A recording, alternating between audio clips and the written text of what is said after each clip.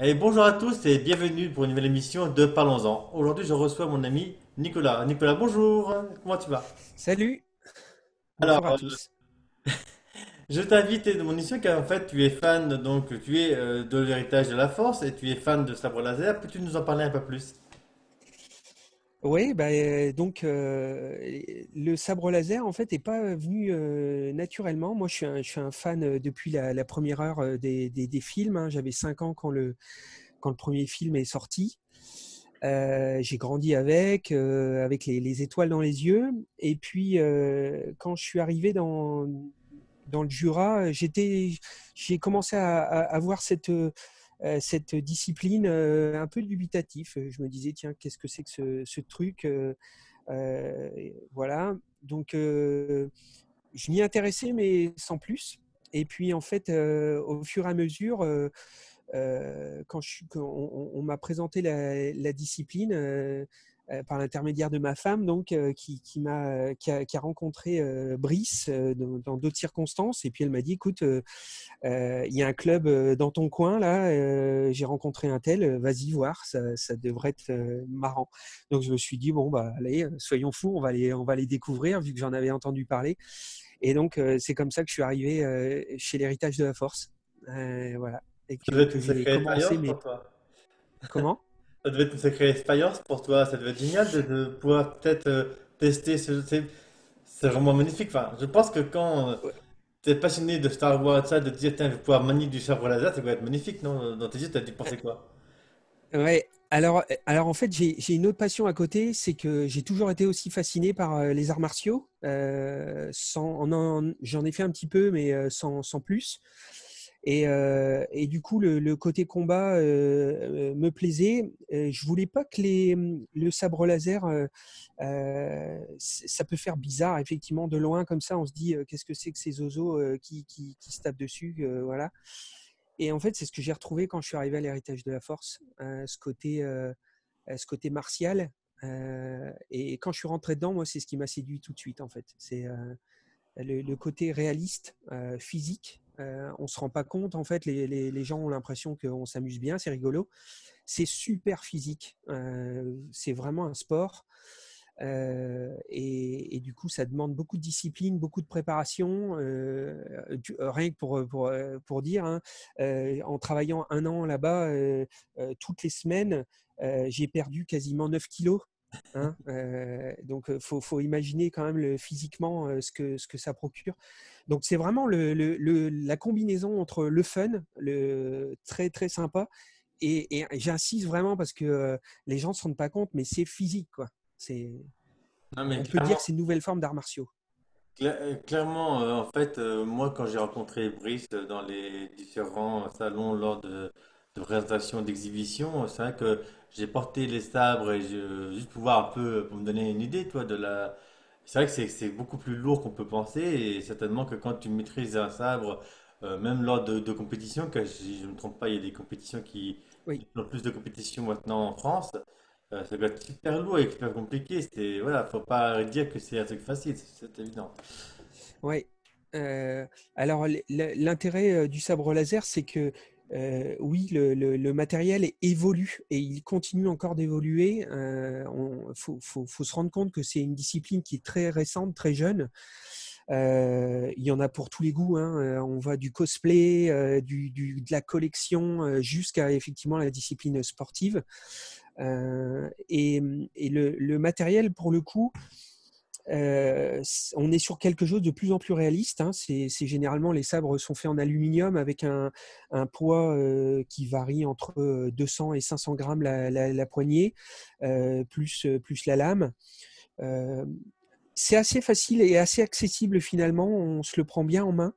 Ce qui est très particulier et qu'il faut apprendre, ça, on ne peut pas l'apprendre juste chez soi en rigolant, ou en tout cas, il faudra avoir passé beaucoup de temps. C'est la technique. Pour moi, la technique, elle est vraiment, encore une fois, hein, que ce soit en escrime, que ce soit dans les arts martiaux, ça n'existe pas pour rien. Et donc, moi, je recommande, l'idéal, c'est vraiment de se rapprocher d'un club. là, je vais vous partager donc une photo prise sur un salon. Après, si tu veux la commenter, n'hésite pas, tu me diras. Oui. Tu vois un peu la photo? Tu vois, tu connais, bon, tu reconnais Alors, bon, ouais, ça y est. tu- Ouais. Ça, effectivement, c'est lors de notre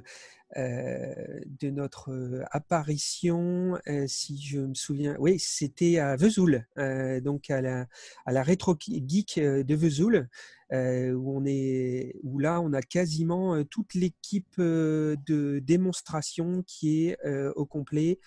Non, on est quasiment tous là, ouais. Voilà. Et c'était cette année 2019, du coup, es vu que le d'accord Rétro que les Geek. sabres, malgré l'apparence, c'est hyper difficile à manier, hein, d'accord avec moi, Ouais, hein. ouais, On voit ouais. aussi des bâtons doubles, enfin des sabres doubles, tu peux en parler aussi de ça? Ouais, alors c'est une des spécificités là pour le coup de notre école. Je veux pas dire de bêtises, mais je pense qu'on est une des seules écoles de France à manier toutes les armes, beaucoup d'armes différentes en tout cas, vu qu'on manie les sabres jumeaux, c'est-à-dire comme ce que a Brice, donc les deux sabres. On va avoir Max qui est à gauche en bas, en Jedi, là, avec le double sabre laser. Il a d'ailleurs une version de Dark Maul avec le fameux sabre double de Dark Maul. Et donc voilà, se battre avec ça. Et puis on a à côté à droite, on a Greg qui a la lance laser qui a été faite spécifiquement. C'est un prototype qu'on trouve pas de chez nos amis d'Elegant Weapon. Qu'on trouve pas, hein, vraiment, c'est très difficile. Et c'est encore une arme bien particulière à manier. Et là, à l'image, il nous manque une arme qui est que d'habitude, bah, c'est Julien qui est pas là, qui pratique le Pudao. Alors le Pudao, c'est issu des armes asiatiques, qui est une espèce de longue, un mix entre la lance et l'épée. D'accord, Voilà, donc qui est une technique encore particulière. d'accord. Je Ouais, vais couper cette image et on va reprendre notre live. ouais. Donc voilà. Donc c'est vraiment tout, très intéressant tout ça. Donc qu'est-ce que tu pourrais dire de plus à ceux qui voudraient peut-être rejoindre ce genre de sport, dis-moi. Eh ben, qu'est-ce que je pourrais dire de plus? Il faut vraiment y aller, voilà, pour se faire plaisir. Il y a il y a plein d'écoles différentes en fait, avec plein de pratiques différentes aujourd'hui. Nous, on suit une direction qui peut parfois être particulière ou controversée. Voilà, c'est pas grave. Euh, puisque on va retrouver en fait dans le combat du sabre laser, on va retrouver ce qu'on appelle de la chorégraphie. Nous, c'est pas ce qu'on fait, contrairement des fois à ce que peut en penser. On va retrouver du très sportif. On va retrouver des pratiques avec des protections, type ce qu'on retrouve sur d'autres écoles, soit la Sport Saber League, soit la Fédération française d'escrime. C'est tout à fait différent, avec des méthodes vraiment particulières qui sont intéressantes. Nous, l'héritage de la force, c'est vraiment, et c'est ce qu'avaient voulu faire Brice et Fred, c'est reprendre les bases finalement des arts martiaux, parce que ça sert à rien d'aller chercher bien loin. Les techniques, elles existent. Et donc aujourd'hui, on est en train de développer nos écoles. On en a deux extérieures à celle à la maison mère, qui est à Lons, dans le Jura. Donc on en a une en Haute-Savoie, Chez moi. qui est voilà du côté d'Annemasse, qui est dirigée par Pierre Wang. Donc n'hésitez pas à aller les voir, vraiment super. Il faut savoir que Pierre, pareil, est un maître en taekwondo. Donc la plupart de nos professeurs, ils sont issus des arts martiaux, vu que c'est la même chose pour Brice et pour Fred, hein, qui sont les instructeurs de notre école, sont tous les deux issus du taekwondo également. Et puis après, on a une autre école à Besançon, Voilà, avec d'autres projets qui sont en train de se développer, notamment dans l'ouest de la France, dans le sud, du côté de Millau. Là, on a un groupe qui est en train de se développer. On en a un à Metz, on en a un du côté de La Rochelle. Donc voilà, nous ça se développe. Mais il faut savoir que c'est quelque chose qui se démocratise beaucoup. Il y a plus de 300 écoles en France aujourd'hui, hein. Donc je pense que chacun peut retrouver ses pratiques. Voilà, c'est vraiment super fun. En tout cas, il faut essayer, faut pas hésiter. Ouais, justement, j'allais te demander, donc sinon l'ambiance généralement elle est plutôt sympathique, je pense que vous devez quand même bien vous amuser. C'est du sport, oui, mais il y a aussi une partie de fun, j'imagine, parce que on voit des fois des gens, comme on a vu dans la photo précédemment, lors d'exhibitions qui sont déguisés, enfin costumés plutôt, dans les héros de Star Wars. Est-ce que tu confirmes? Oui, tout à fait. C'est ce qu'on a aussi voulu faire avec, en tout cas avec l'héritage de la Force, c'est que toutes nos représentations qu'on fait, puisqu'on a donc on a l'équipe de démonstration dont je fais partie, on se déplace dans les différentes conventions, on propose nos services pour faire des démonstrations de maniement du sabre laser. Et ce qu'on retrouve et ce qui est intéressant, c'est que on va retrouver tous les fans qui s'habillent en cosplay. Il y a beaucoup de fun, on rigole, on échange sur les pratiques, on échange sur la façon de faire les costumes, etc. Donc c'est très intéressant parce qu'on a à la fois le côté passionné de Star Wars, où là on va retrouver tous les gens qui sont dans la même passion. Et puis on va pouvoir échanger sur la façon de faire, la façon de les techniques à utiliser, le matériel. Voilà. D'accord. Euh, J'ai aussi une autre question. Donc, quelles sont les conditions, dire aussi bien une personne, est-ce qu'il s'avère à tout âge? Est-ce que tu s'avère à tout physique? Est-ce qu'il y a des conditions particulières pour adhérer à ce genre de sport? alors, les conditions, généralement, elles vont être comme dans un club de sport classique, hein, donc c'est effectivement ouvert à tout âge. Nous, en particulier, on ouvre nos cours à partir de 12 ans. Parce que on manie techniquement une arme, hein, donc pour les plus jeunes, on a des clubs qui proposent des cours pour les plus jeunes à partir de 7 ans, voire moins. Ils sont un peu plus rares. Et là, on va plus travailler sur de la technique. Mais de manière générale, tout le monde peut y aller avec beaucoup de fun. Il y aura un équipement de base à prévoir, donc tenue de sport, le sabre.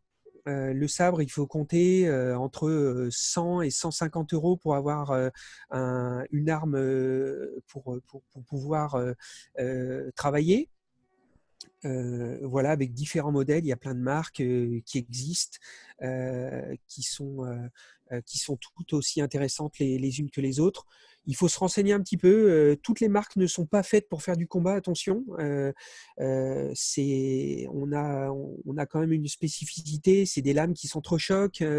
On est sur une arme d'entraînement, hein. La plupart du temps, ce sont enfin même d'ailleurs tout le temps, ce sont des lames en polycarbonate. C'est le matériau qui est utilisé pour les boucliers des CRS. Donc on est quand même sur quelque chose de solide. Il faut bien faire attention et se renseigner auprès de son club sur le matériel qui sera adéquat pour la pratique. Voilà. Et Et puis après, conditions physiques, vous allez suer de toute façon, ça c'est sûr. Ça fait du bien, ça remet en forme et puis c'est fun. Donc c'est vraiment la combinaison, encore une fois, entre le plaisir et le sport. Et ça, c'est d'accord. chouette. On est d'accord, hein, c'est bien une arme, malgré que ça paraîtrait. C'est pas un jouet, quoi. C'est vraiment une arme, quoi. On peut se faire Oui. mal? Oui, oui, oui.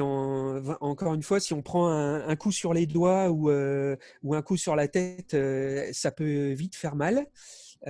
Aujourd'hui, c'est pas classé dans la catégorie des armes, comme on pourrait le retrouver sur d'autres disciplines. Ceci étant, on a des protections, donc on se fait rarement mal. Ah non. Rien en tout cas d'insurmontable, hein. Attention, faut pas se faire peur. Les professeurs, justement, sont là pour encadrer, pour s'assurer qu'il n'y ait pas d'accident. Et généralement, ça se passe toujours très bien. Et D'accord. puis bon, ma foi, un petit bleu, ça nous empêche pas de continuer, quoi. Quand on est passionné, on continue.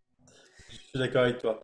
Tu peux nous dire un peu ton meilleur souvenir jusqu'à présent dans tout ce que tu as fait dans ce sport? Est-ce que tu as fait dans les salons, tout ça?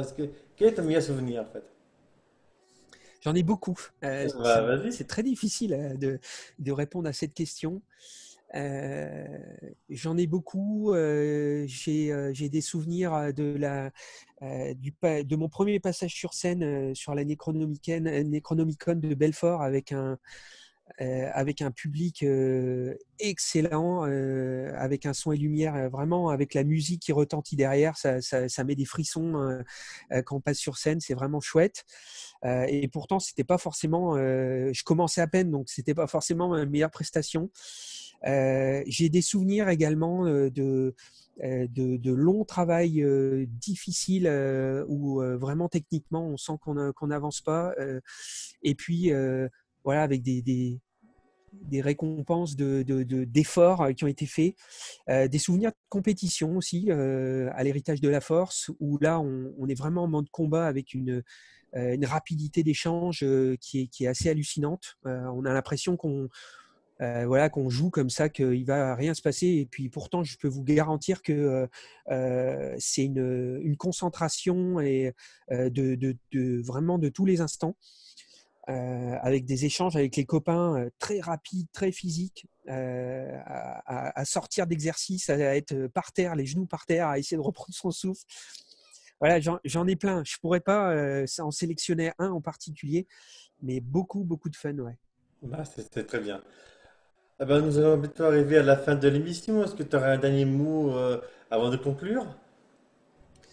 Euh, Continuer à être passionné, à faire vivre cette licence de Star Wars qui, à mon avis, vit justement grâce à ce type de discipline, d'innovation et surtout du public. Euh, Moi, j'espère vous retrouver le plus possible un peu partout en France, parce qu'aujourd'hui, on essaye d'aller un peu partout pour vous rencontrer, vous expliquer au mieux et de vous faire essayer la discipline. Et puis voilà, continuez tous à faire ce sport qui est génial, vraiment chouette. Eh ben, c'est super tout ça. De toute façon, nous mettrons, comme je le dis souvent, tous les liens en description de la vidéo, de toute façon. Eh ben, ma foi, merci beaucoup, Nicolas, Merci. pour tout ça. C'était vraiment intéressant pour tout le monde. Je pense qu'on a appris beaucoup de choses aujourd'hui. Donc, à tous et à tous, ben, merci encore d'avoir participé à cette nouvelle émission de Parlons-en avec mon ami Nicolas Foulon. À bientôt. Au revoir. Merci, à bientôt. Au revoir.